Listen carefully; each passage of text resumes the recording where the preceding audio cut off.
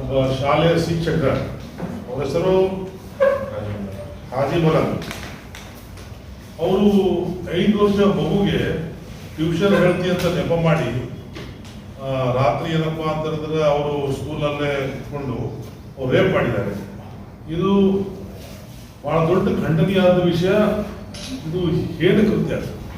ಒಂದು ವಿದ್ಯಾಸಂಸ್ಥೆಯಲ್ಲಿ ಮಗುವಿಗೆ ಪಾಠ ಹೇಳ್ತಕ್ಕಂಥ ಸಂಸ್ಥೆಯಲ್ಲಿ ಇಂಥ ಕೆಲಸ ಮಾಡ್ತಾ ಅಂತ ಹೇಳಿದ್ರೆ ಇದು ಬಹಳ ಅನ್ಯಾಯ, ಬಹಳ ಹೇಳುತ್ತೆ.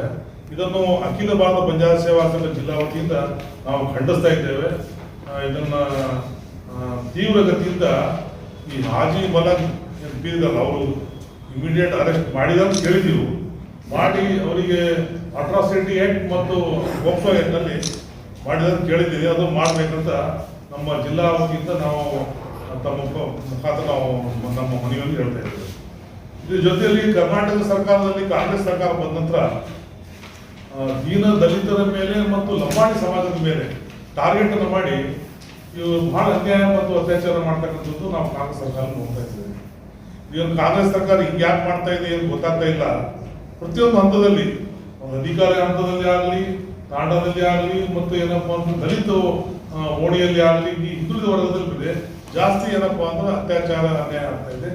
ಜೊತೆಯಲ್ಲಿ ಏನಪ್ಪಾ ಅಂತ ಹೇಳಿದ್ರೆ ಇದು ಲೈಂಗಿಕ ದೌರ್ಜನ್ಯ ಕೂಡ ಅತಿ ಹೆಚ್ಚಿನ ಪ್ರಮಾಣದಲ್ಲಿ ಕಾಂಗ್ರೆಸ್ ಸರ್ಕಾರದಲ್ಲಿ ಆಗ್ತಾ ಇದೆ.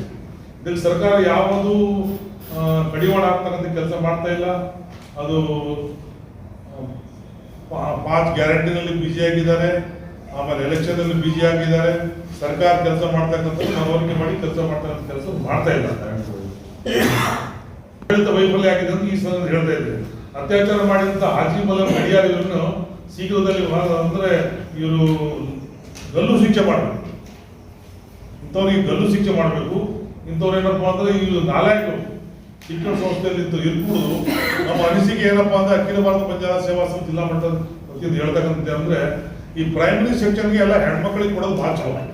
ಪ್ರೈಮರಿ 1 to 7 ಹೆಣ್ಮಕ್ಳಿಗೆ, ಗಂಡಸರು ಬೇಡ 7th ಅವರಿಗೆ.